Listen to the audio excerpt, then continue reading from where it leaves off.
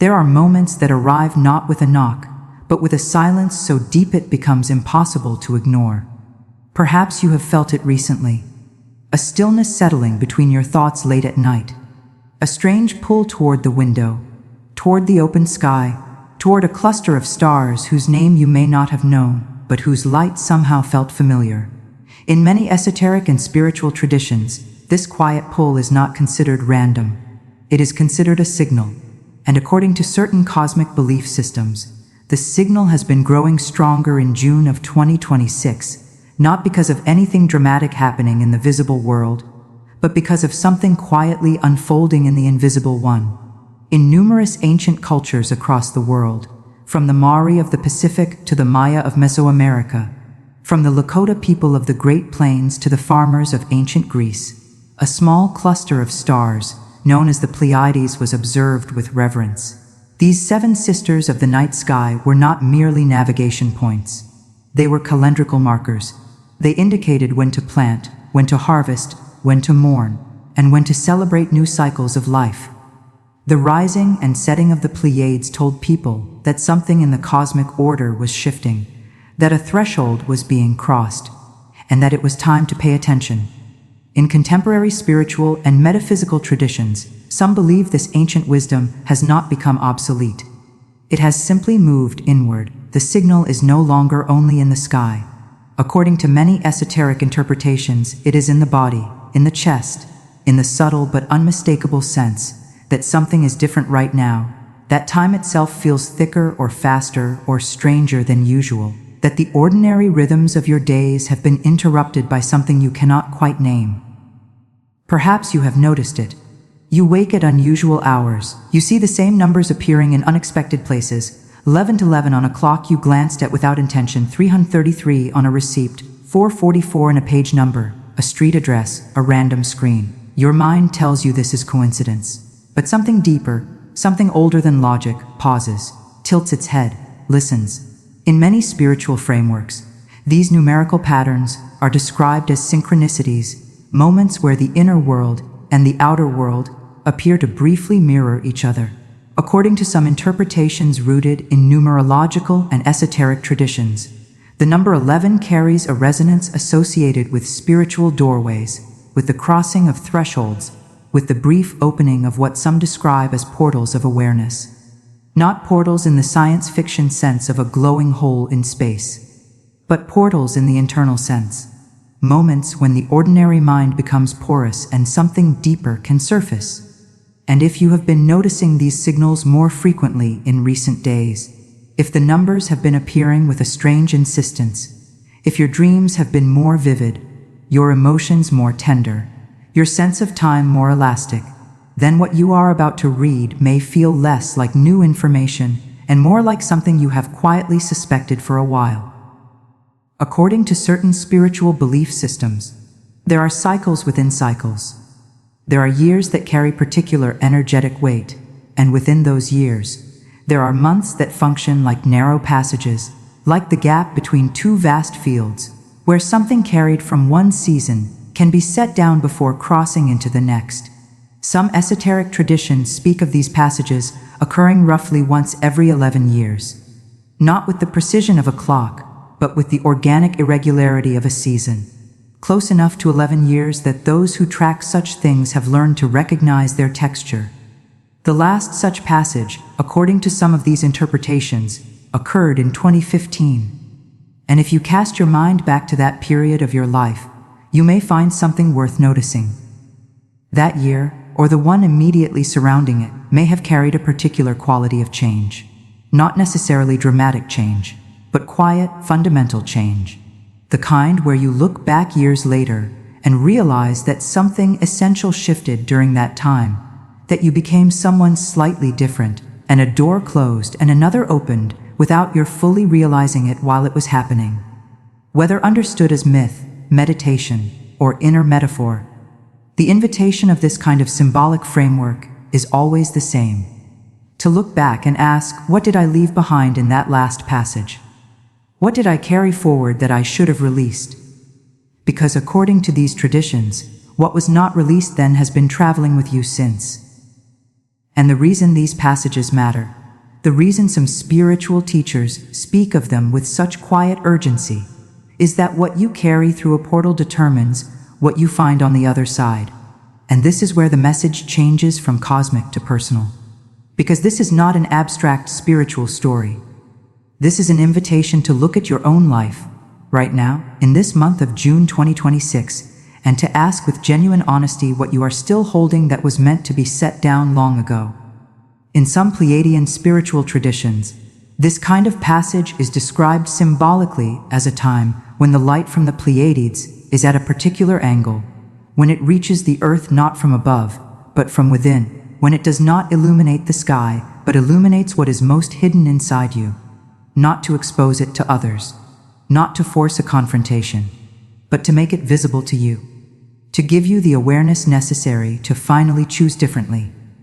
And in these same traditions, there are said to be 3 things that, when released during this kind of passage, allow the greatest shift forward. Not 3 rules, not 3 commands, 3 recognitions, 3 things you can acknowledge and set down before stepping through. The first is the weight of who you had to become to survive. At some point, you learned how to make yourself acceptable, how to soften your instincts, quiet your perceptions, present a version of yourself that fit more comfortably within the expectations of the people and systems around you. This was not weakness. It was intelligence. It was adaptation. It was you finding a way to belong when belonging felt necessary for your safety. But the version of you that was shaped entirely by the need to survive is not the fullness of who you are. And according to esoteric interpretations of what Pleiadian light symbolizes, it represents the frequency of the original self, the self that existed before the shaping began. The warmth you feel when you hear music that makes no sense to your mind, but everything to your body. The quiet knowing that arrives without evidence. The moments when you feel most alive and most yourself, often when no one is watching. The passage that some believe is open right now, in June 2026, is said to be particularly resonant with this first recognition. The invitation is not to destroy what you built for survival. It is to gently acknowledge that it was a tool, not a destiny, that you are allowed now to carry less of it. The second is the story of what went wrong.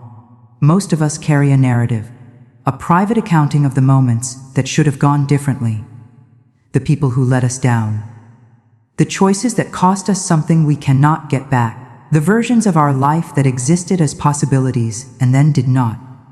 These narratives are not wrong to carry. They are honest, they reflect something real, but in many spiritual traditions, there comes a point where the story of what went wrong stops being a record of experience and starts being a lens through which all new experience is filtered, where the past is not a chapter in a book, but the room in which all subsequent chapters are written. In symbolic terms, some Pleiadian teachings describe this as the difference between memory and residence. You can remember what happened without living there. You can acknowledge the loss without building your home inside it. And the passage of a threshold cycle, according to these traditions, offers something rare, a moment when the grip of that narrative loosens slightly, when the weight of what went wrong feels, just briefly, like something you are carrying rather than something you are made of. And in that moment, you can choose to set it down, not to forget, not to minimize, but to stop letting it determine where you are going. The third is the self you abandoned in the waiting. There is something you wanted to become, something you may have glimpsed in yourself when you were younger, or in a rare, quiet moment, or in a dream so vivid it felt more real than the day that followed it. A version of yourself that was more whole, more expressed, more alive to its own nature. And at some point, the gap between that vision and the reality of daily life became too painful to keep looking at directly. So you stopped looking. You told yourself it was impractical, or too late, or not who you turned out to be. You put that version of yourself in a room inside you and closed the door. According to some esoteric frameworks, the Pleiades has long been associated symbolically with memory, with the recovery of something lost, not outside you, but within. The 7 sisters in mythology were not only lights in the sky. They were figures associated with the art of weaving. with the act of taking scattered threads and making something coherent and whole. And what some spiritual traditions suggest, in interpreting the symbolism of this kind of passage, is that what feels scattered in you right now, what feels incomplete or split or quietly grieved, is asking to be woven back together. Not by force, not by dramatic gesture, but by the simple, courageous act of opening that door again, of acknowledging that the self you put away is still there, still waiting, still entirely capable of becoming. You do not need to know how. The passage does not require a plan. It requires only an honest acknowledgement that you are ready to stop carrying something, and an equally honest acknowledgement that you are ready to stop abandoning something. Sit with this for a moment. The sky on the night of June 13, 2026 holds the Pleiades in the early morning hours before dawn, low on the horizon, in the direction of Taurus. Whether or not you step outside to look for them, they are there. And in many spiritual traditions across thousands of years of human experience, simply knowing they are there, simply turning your awareness toward that distant and ancient cluster of light, was considered an act of orientation, a way of reminding yourself that you exist within something larger than the current difficulty. That cycles turn. That thresholds pass. That what feels permanent is often only the season before the shift.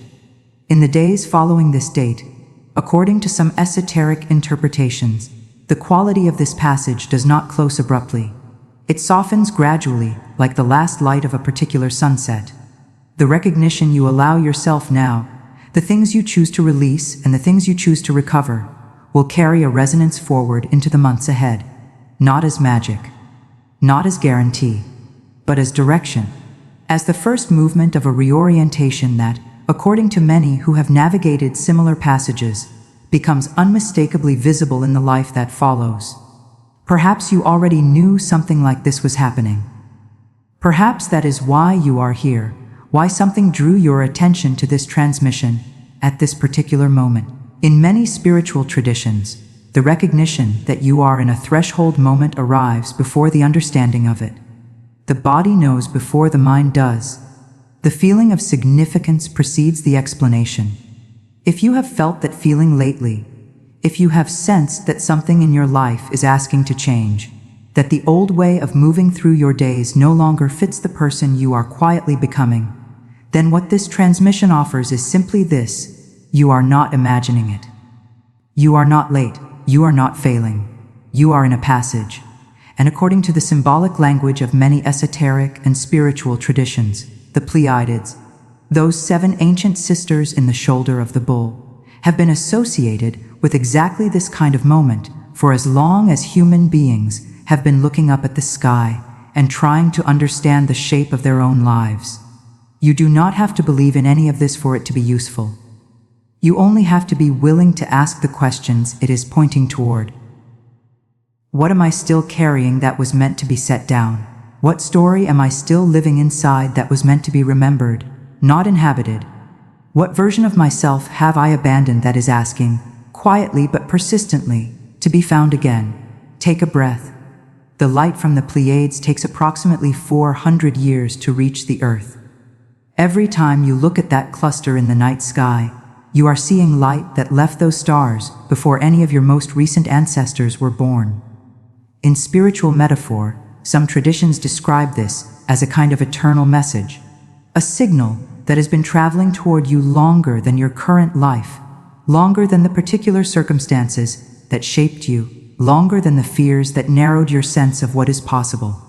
Whether understood as cosmic reality or inner symbol, the invitation is the same: to receive it, to let it mean something, to allow the depth of this moment, this specific threshold in June of 2026, to be the occasion for a small but genuine turning, not away from your life, toward it, toward the fullness of it, toward the version of it that has been waiting for you to be ready.